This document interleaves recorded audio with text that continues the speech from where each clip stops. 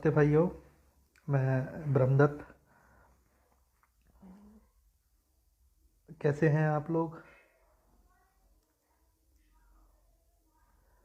आज हम बात करेंगे कि सीआरपीसी 125 जो भरण पोषण है उसको कैसे खारिज कराया जा सकता है।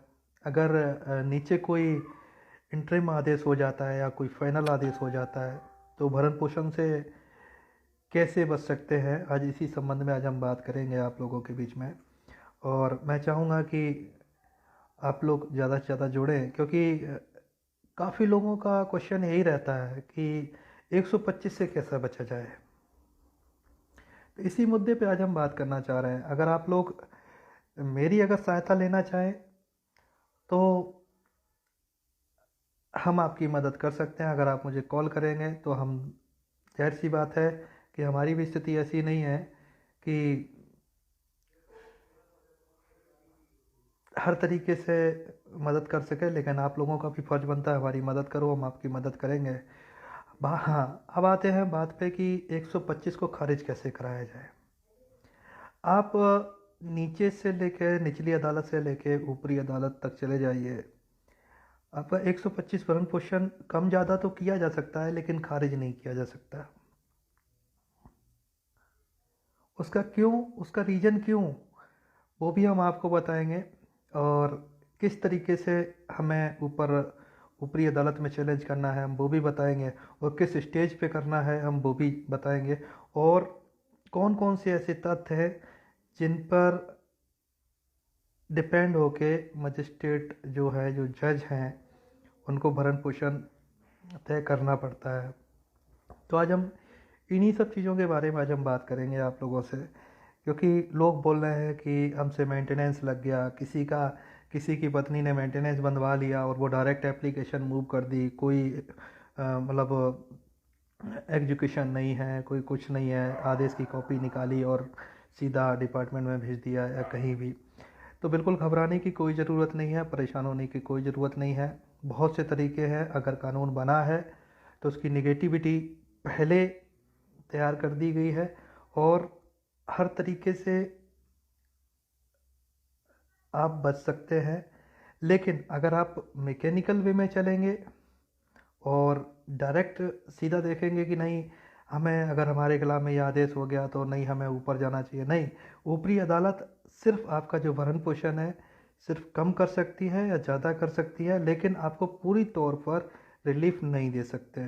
तो आज इन्हीं सब बातों पे हम आज बहस करेंगे और बताएंगे कि किस तरीके से आप अपने भरण पोषण को खारिज करा सकते हैं।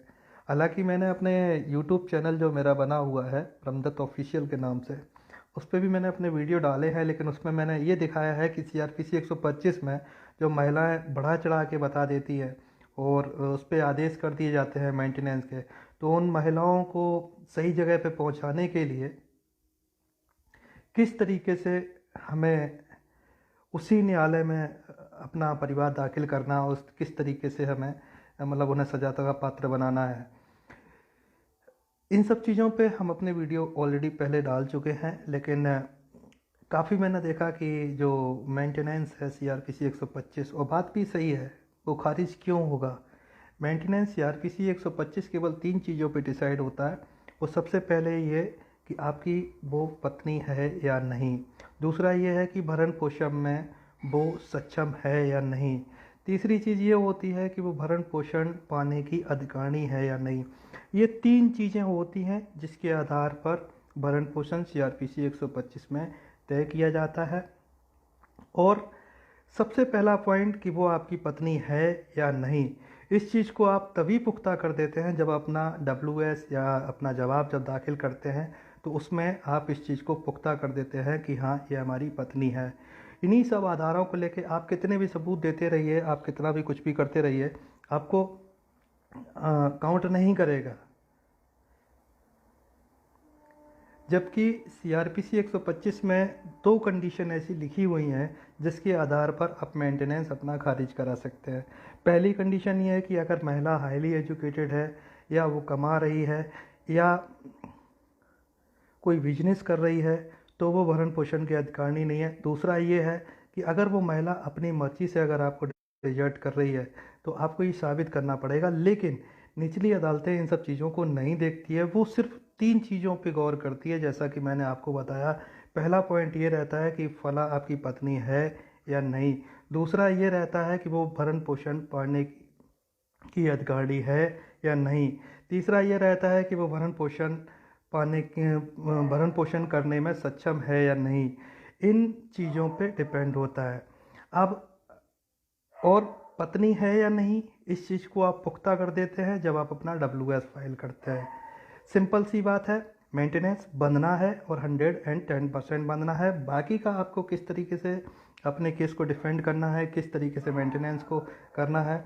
मजिस्ट्रेट ये सारी चीज़ें जो 2 पॉइंट दिए गए हैं कि महिला अपनी मर्जी से डिजर्ट कर रही है या महिला हाईली एजुकेटेड है, वो निचली अदालत फैमिली कोर्ट एक्ट 1884 के तहत में मजिस्ट्रेट को देखना तो चाहिए, फैक्ट तो देखने चाहिए, लेकिन वो नहीं देखते हैं। वो सिर्फ 3 चीज़ें ही देखते हैं। तो यहाँ पे बात आ जाती है कि आपके खिलाफ में इंटरिम ऑर्डर बन गया, इंटरिम हो गया, फाइनल आदेश हो गया, तो अब आपको बचना कैसे है। तो आपको निचली अदालत से कोई रिलीफ मिलने वाला नहीं है। इसलिए नहीं मिलेगा क्योंकि आप अपने WS में ऑलरेडी ये चीज़ कह के चल रहे हैं कि ये मेरी पत्नी है, उसके एफिडेविट को आपने सत्यापित कर दिया है। और सबसे पहला पॉइंट यही होता है कि आपकी पत्नी है तो आपको भरण पोषण देना पड़ेगा। आपने देखा होगा कि आपके जो डिफेंस लॉयर हैं वो भी यही बात कहते हैं कि नहीं, आपकी पत्नी है यार, आपको देना पड़ेगा। लेकिन कोई ये नहीं बताता कि क्यों देना पड़ेगा। आप ये मैटर नहीं करता कि आप गवर्नमेंट जॉब में हैं, आप प्राइवेट जॉब में हैं या घर पे बैठे हैं, क्या है। अगर आप घर पे बैठे हैं, कुछ नहीं कर रहे हैं, तो एज ए एक लेबर कैटेगरी का मानते हुए मजिस्ट्रेट जैसे डेली का वेजेस के आधार पर महीने का वो डिसाइड करेगी और उसमें से दे सकते हैं। अब बात ये आ जाती है कि अब हमें इससे बचना कैसे है। आपने देखा होगा अमूमन कि जब भी कोई आदेश पारित होता है फैमिली कोर्ट से, तो हम लोग क्या करते हैं, हम लोग घबरा जाते हैं, अरे मेरे ऊपर मेंटेनेंस बंध गया है, अब हम क्या करें। उसको आदेश को निकालते हैं और हमारे जो अधिवक्ता भाई लोग हैं वो भी यही सजेस्ट करते हैं कि भाई एक काम करो, ये जो मजिस्ट्रेट ने जो आदेश दिया है वो आदेश जो है, मजिस्ट्रेट नहीं बोलते क्योंकि ये डीजे रैंक के रहते हैं, एज ए इक्विवेलेंट डीजे रहते हैं, उनके सबऑर्डिनेट रहते हैं, इसलिए उनको जज बोलेंगे। मेरे मुंह से गलत निकल रहा है, मजिस्ट्रेट नहीं होते, वो जज होते हैं।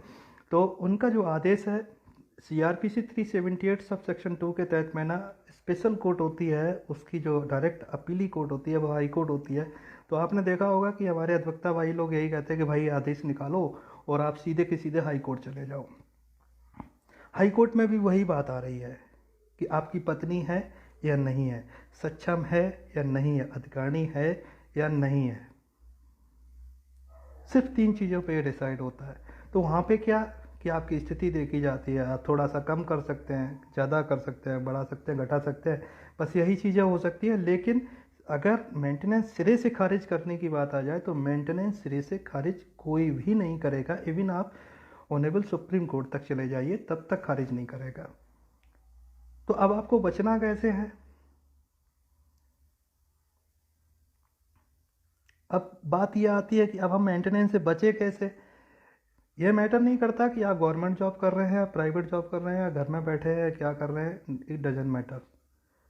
मैटर ये करता है कि जो आपकी पत्नी ने जो एफिडेविट पर जो चीज़ें दी हैं और जिसके आधार पर वो जजमेंट किया गया है, उस जजमेंट को आप देखिए, उसमें क्या क्या फैक्ट किए गए हैं। जजमेंट देने का मतलब है कि उसका जो एफिडेविट है उसको पुख्ता कर दिया, एज ए विटनेस के तौर पर उसके जजमेंट को आप ले सकते हैं। और इंतज़ार करिए एग्जीक्यूशन का।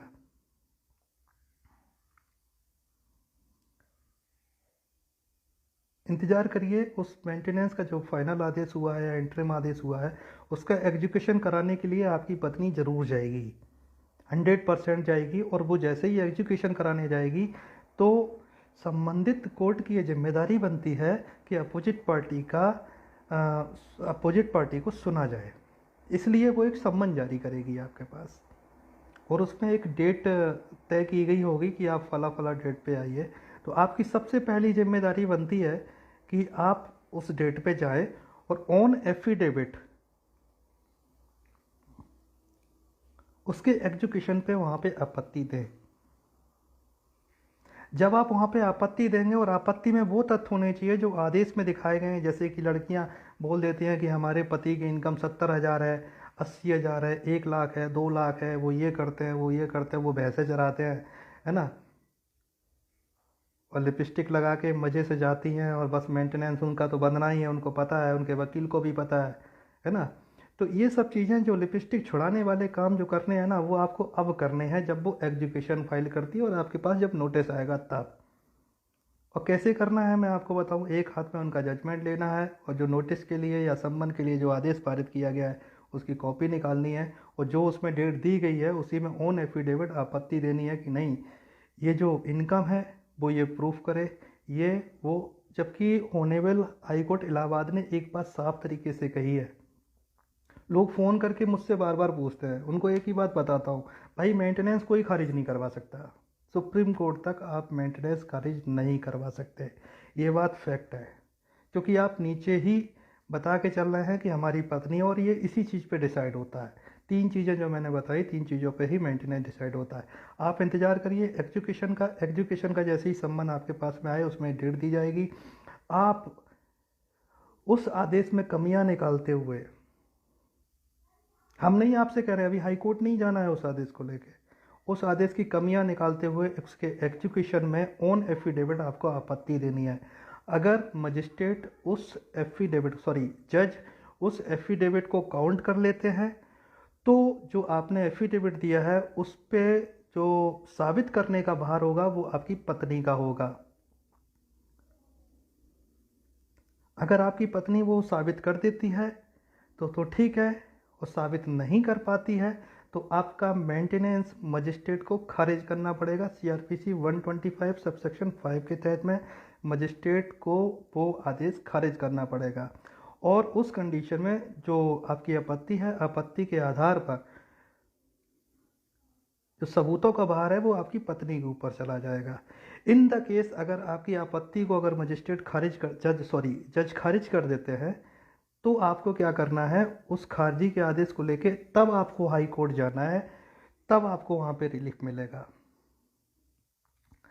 आप अगर डायरेक्ट नीची कोर्ट फैमिली कोर्ट के आदेश को लेके अगर हाई कोर्ट चैलेंज करने जाएंगे तो आपको रिलीफ नहीं मिलेगा। मेंटेनेंस कम किया जा सकता है, ज़्यादा किया जा सकता है, लेकिन आप एग्जीक्यूशन पे जब आपकी सुनी जाएगी तो ठीक है, तो सबूत का जो भार है, जो प्रूफ का जो वर्डन है, वो आपकी पत्नी के ऊपर चला जाएगा। सीधी सीधी सी बात है। और अगर मजिस्ट्रेट आपकी आपत्ति को खारिज कर देता है तो उस आपत्ति के आदेश को लेकर आप हाई कोर्ट प्रूव कर जाइए, मेंटेनेंस आपका खारिज होगा।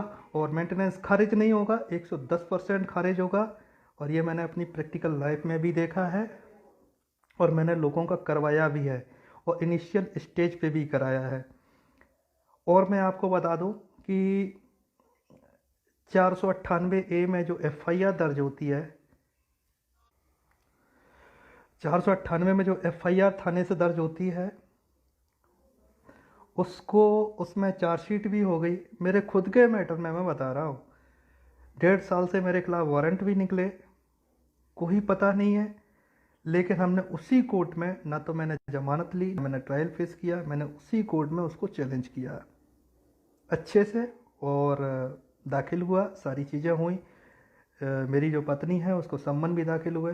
भाई मैं तो कॉन्गनियंस पे गया, मजिस्ट्रेट ने जो कॉन्गनियंस लिया, आरंट वारंट सम्मन अम्मन मुझे मिले ही नहीं, मैं तो कॉन्गनियंस के खिलाफ गया। और दूसरी बात कि मैं क्यों ट्रायल फेस करूं, मैं क्यों जमानत लूं, मैं क्यों ऊपरी अदालत में जाऊं, जब नीचे ही पुलिस अपनी चार्जशीट में गलतियां कर रही है और मजिस्ट्रेट उस पर कॉग्नियंस ले रहे हैं। सीआरपीसी 190 सबसेक्शन ए क्लाउज 2 के तहत में, सीआरपीसी 190 सबसेक्शन 1 क्लाउज 2 ये सीधा कहता है कि magistrate may take cognizance on police report facts. तो फिर जब पुलिस रिपोर्ट में जब कमियां हैं तो फिर मैं इन सब चीज़ों के चक्कर में क्यों पढ़ूं। तो इसी तरीके की बहुत सी सारी चीज़ें हैं, मेरिट्स पे डिपेंड करती हैं, और बस हम लोगों को थोड़ा सा तरीके से चलना होगा। हर चीज़ का काट है, आप 125 से भी बच सकते हैं, डोमेस्टिक वायलेंस से भी बच सकते हैं, आप 354 आईपीसी से भी बच सकते हैं, आप किसी भी केस से बच सकते हैं, बशर्ते आपको मूव करना पड़ेगा, स्मार्टली मूव करना पड़ेगा। मैं स्मार्टली सबका यूज कर रहा हूँ, वरना आप चक्कर लगाते रहेंगे नीचे से ऊपर, ऊपर से नीचे कोर्ट तक। मैं जिस तरीके से मेरे खिलाफ एफआईआर दर्ज हुई थी तो मैं तुरंत एकदम कोर्ट की तरफ भागता कि नहीं भाई मुझे जमानत लेनी पड़ेगी। क्यों लूँ जमानत? क्या ज़रूरत है जमानत लेने की भाई? हम गिल्टी हैं क्या? पुलिस रिपोर्ट में मेरे मैटर में तो मरे हुए लोगों के बयान लिख दिए 161 के, मैंने प्रूफ दिए कोर्ट को।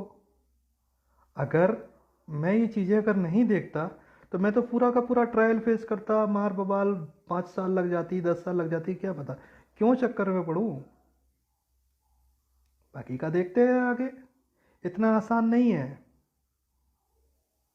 अब हम पुलिस वालों को बताएंगे जिन्होंने मेरी चार्जशीट लगी है ये कानून नाम की चीज़ होती क्या है और कैसे अंदर कर सकते हैं और कैसे बाहर कर सकते हैं। अभी तक उन्होंने मैकेनिकल वे में सब काम किए होंगे, लेकिन अब उनको हम तमीज़ सिखाएंगे ज़रूर।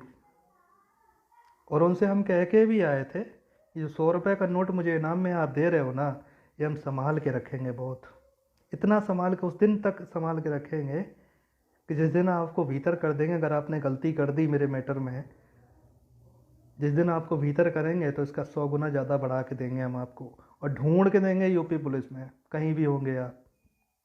और अच्छा कर दिए, भले ही मुलजिम बना दो, कोई दिक्कत नहीं। अगर सारी चीज़ें अगर फैक्ट पे है, अगर साबित हो रही है तो हम आशीर्वाद लेने ज़रूर आएंगे।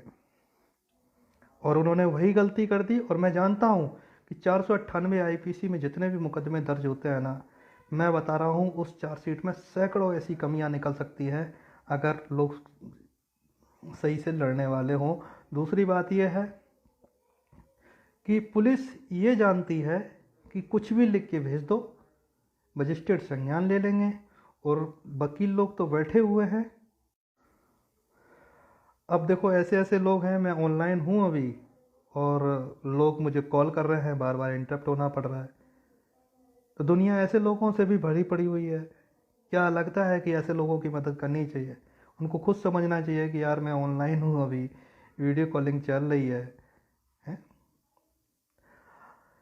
बिल्कुल परेशान होने की ज़रूरत नहीं है और बिल्कुल घबराने की ज़रूरत नहीं है। आप चाहे भले ही गवर्नमेंट जॉब में हो, चाहे प्राइवेट जॉब में हो, चाहे घर पर ही क्यों ना बैठे हों, आपको बिल्कुल परेशान होने की ज़रूरत नहीं है। 125 में आदेश हो रहा है, उसके एग्जीक्यूशन का इंतज़ार कीजिए। अगर हेल्प की कहीं ज़रूरत पड़े तो आप मेरी मदद करते हुए ना, आप हमसे मदद ले सकते हैं। मेरी स्थिति ऐसी नहीं है कि मैं सब लोगों को, मतलब एक समाज सेवा के नाम पे मैं समाज सेवा नहीं करता। बहुत बर्बादी हो चुकी है समाज सेवा के नाम पर। अब तो बस ये है, आप लोगों के हाथ में है, अगर मुझे बनाना चाहो तो बना दो, और अगर बना दिया तो आप लोगों के लिए खड़ा रहूँगा, हमेशा आप लोगों के लिए खड़ा रहूँगा। बाकी का जो चल रहा है वो चल रहा है, सब अपने अपने मैटर देख रहे हैं। मैं अपने तो निपट लिया, मेरे जितने थे, एक ही रह गया है, वो भी निपटा दिया। एफआईआर थी, ना जमानत ली, ना ट्रायल लिया, ना कुछ हुआ, कुछ नहीं हुआ। और बाकी का इतना आसान नहीं है। ये सब आप लोगों की देन है। और अगर आप लोगों को लगता है कि अगर मेरी कहीं ज़रूरत है तो हमारा मोबाइल नंबर हमारे कवर पेज पे है, आप व्हाट्सअप कर सकते हैं। कॉल मत करना, क्योंकि कुछ प्राइवेसी कंसर्न्स ऐसे हैं, क्योंकि मेरी लड़ाई जो है ना बहुत बड़े स्तर पे चल रही है और मेरी व्यक्तिगत लड़ाई नहीं है ये हम सब लोगों की तरफ से लड़ रहे हैं। अगर कहीं 1% भी अगर कहीं बेनिफिट हुआ ना, तो सिर्फ ब्रह्मदत्त को नहीं होगा, आप सबको होगा, हमारे बच्चों को होगा। इसलिए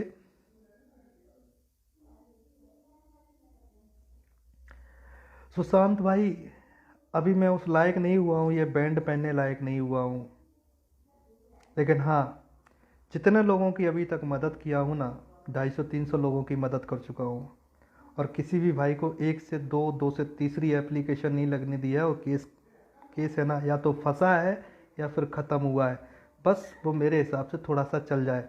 और रही बात वकालत की, जिस दिन वकालत में ये जो बैंड है ना, ये कॉलर वाला, जिस दिन ये पहन के खड़े होंगे ना, उस दिन वक्त बताएगा कि हम क्या कर सकते हैं। अभी हमारी एलएलबी चल रही है, हमने एलएलबी में एडमिशन लिया था, बीटेक के आधार पे हमारा खारिज कर दिया था। मैंने दोबारा से फिर एडमिशन लिया है, वो मैटर मेरा हाई कोर्ट में भी पेंडिंग है। मैं कुछ छुपा के नहीं जीना चाहता, क्योंकि ज़िंदगी ने बहुत कुछ छीन लिया है हमसे। जो कुछ है सब आपके सामने है। अरे, अंदर कोर्ट वाले कमरे में ही तो नहीं खड़े हो सकते ना अभी। कोर्ट के बाहर तो सब कर ही सकते हैं ना। और ऐसा भी है, कई सारे वकील भाई है ना, उनके भी परिवार मैंने बसाए हैं, मेरे घर पे आए हैं, खाना बनाया है, और वो शायद देख रहे होंगे मुझे, है ना। आज वो भाभी जी चिपक चिपक के फ़ोटो खिंचवा रही है। तो ऐसा नहीं है। बहुत मुसीबतों से और बहुत तप करने के बाद में ना, ये जो ज्ञान है हम आपको सार्वजनिक तरीके से दे रहे हैं। इसलिए क्योंकि आज मैंने एक पोस्ट देखी, एक कोई रेलवे के कोई बंदे थे, वो मतलब सुसाइड करने जा रहे हैं, मतलब रिजाइन दे दिया, ये सारी चीज़ें, है ना। तो मुझे लगा कि नहीं यार, जो भरण पोषण वाला है यही ज़्यादा अट्रैक्ट करता है, क्योंकि पैसे वाली बात है, पैसे वाली चीज़ है, तो इस पर थोड़ा सा आना चाहिए, है ना। तो मेरा एक ही फंडा रहता है, या तो बचेगा या फिर फंसेगा। और फंसेगा, ऐसा फंसेगा कि जो अबला जो केस लगा रही है ना, उसको छठी तक का दूध याद आ जाए। मुझे ब्रह्मदत्त बोलते हैं। ये आँखें हैं ना, ये आँखें, ये 3-3 की आँखें हो गई हैं माइनस में, 20 मीटर तक का दिखता नहीं है। ठीक है, कोई बात नहीं, वो समय भी आ जाएगा। कुल मिला के मेरा मकसद ये है कि थोड़ी सी हमारी भी मदद होती रहे, आप लोगों की भी मदद हो जाए, क्या फ़र्क पड़ता। और इसमें बुराई भी नहीं है, एक भाई दूसरे भाई की मदद करेगा तो क्या बुराई है। और हम लोग एक फैमिली की तरह ही तो जुड़ गए हैं।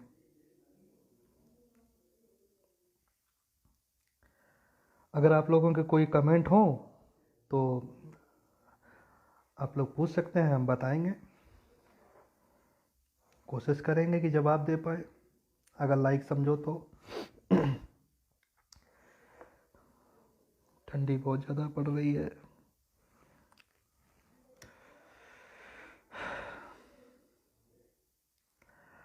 देव भाई, आगरा मैं सोच तो रहा हूँ कल परसों, आज तो मेरे पापा की बरसी थी, तो थोड़ा सा पूजा पाठ में थोड़ा सा टाइम लग गया। तो मैं सोच रहा हूँ 1-2 दिन में, और कोशिश यही करूँगा कि वहीं पे रहूँ।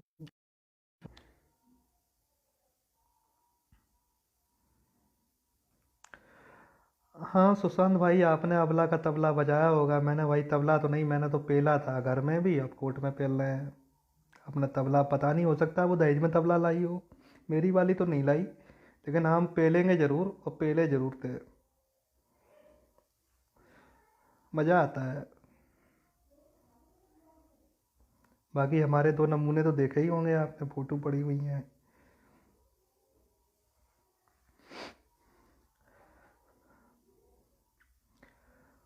अगर कोई कमेंट हो तो आप लोग लिखो, जवाब देने की कोशिश करेंगे, वरना फिर हम भी जाते हैं। ऐसे समझ लेना कि जैसे कि वो आए गीत गा के चले गए।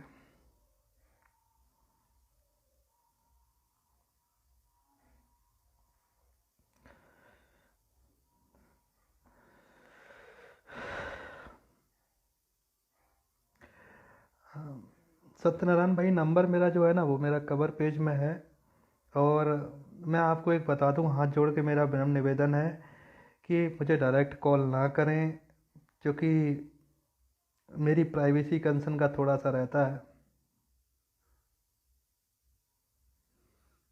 सीआरपीसी में क्या, हाई कोर्ट में कौन सा आईपीसी लगा सकते हैं। भाई साहब, ये आपका क्वेश्चन ही मुझे समझ में नहीं आया, थोड़ा सा क्लियर करो तो फिर मैं कुछ बोल सकूं।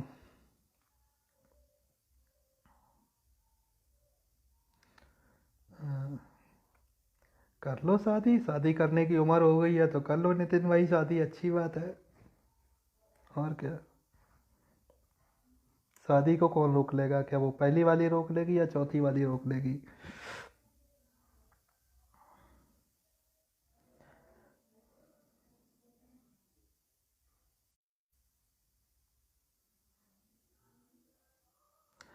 देव भाई चार्जशीट देखो जरा एक बार, चार्जशीट उसने पेश कर दी होगी मेरे ख्याल से।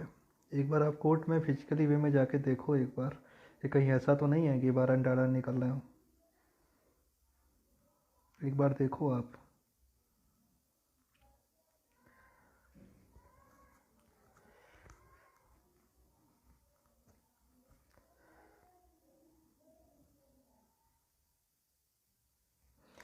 सीआरपीसी को रिजेक्ट कराने के लिए हाई कोर्ट में कौन सा आईपीसी लगा सकते हैं भाई? ये कौन सी बात हुई? हाई कोर्ट में कौन सा आईपीसी? थाने में लग जाती है, कोर्ट से मुकदमा दर्ज कराना पड़ता है अगर थाना नहीं लगेगा तो। यार कैसे कैसे क्वेश्चन पूछ रहे हो। जी सर, हम यूपी औरैया से हैं। एक छोटा सा कस्बा पड़ता है गरीबों वाला, अछल्दा, वहाँ पे रहते हैं। वहीं पे बच्चे पाल रहे हैं अपने छोटे छोटे। लहरुए हमारे जो छोड़ गई है वो।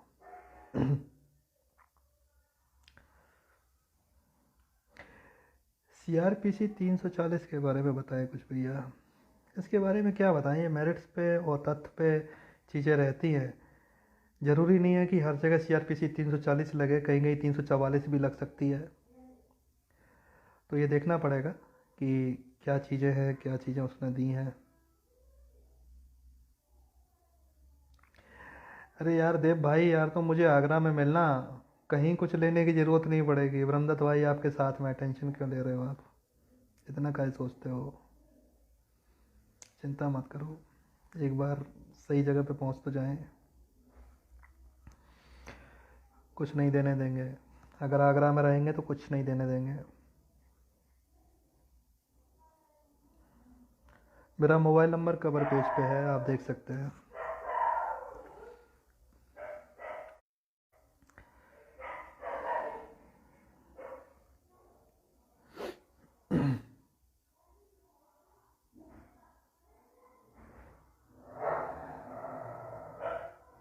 भैया सीआरपीसी 125 रिजेक्ट नहीं करेगा कोई भी। मैंने आपको बताया तो था यार, आधा घंटे तो मैं बोला हूँ। वीडियो का स्टार्टिंग देखो एक बार ज़रा। सीआरपीसी 125 जो है ना, वो मेरिट्स पे ही डिसाइड होगा।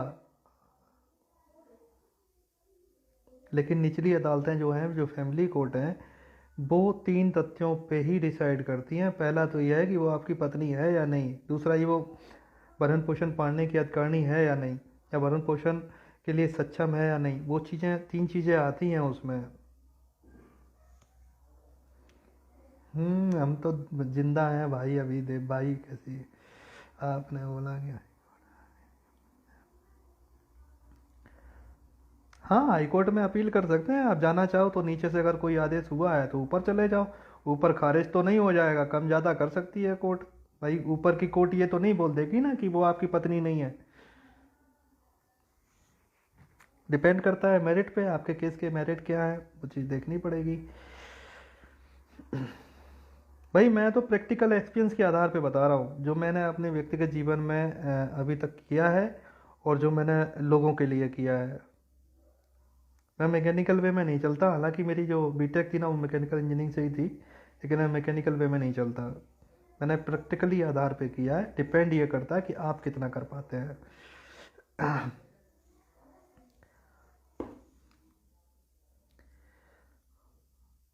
ठीक है, मैं चलता हूँ। कल कोशिश करूँगा फिर से आने के लिए। और अब की बार हम बताएंगे कि सीआरपीसी 125 में अगर झूठे एफिडेविट दिए जाते हैं और झूठे कथन दिए जाते हैं, तो आपको किस तरीके से उनको, जो आपकी मैडम धर्म पत्नी है, जो जो करवा चौथ रखी होंगी दूसरे के लिए, उसको कैसे मतलब हाँ, रिगड़ सकते हैं, मतलब बोल सकते हैं, है ना। तो चलते हैं, कल फिर मिलेंगे। कोशिश करेंगे अगर समय मिला तो कल फिर आएंगे। देखो, मैं सारी महिलाओं के खिलाफ नहीं हूँ। मैं उन महिलाओं को सिर माथे नतमस्तक करता हूँ जो अपने परिवार की इज्जत समझती हैं, अपनी इज्जत समझती हैं, अपने मायका ससुराल की इज्जत समझती हैं। उन महिलाओं के सामने मैं सिर माथे से नतमस्तक हूँ। लेकिन हाँ, ये झूठा केस कर रही हैं और अपना भी परिवार बर्बाद कर रही है, अपनी इज्जत को खिलवाड़ समझ रही है। ससुराल मायका दोनों परिवारों की इज्जत को जो खिलवाड़ समझ रही है, उनके लिए मैं कट्टर दुश्मन हूँ, था और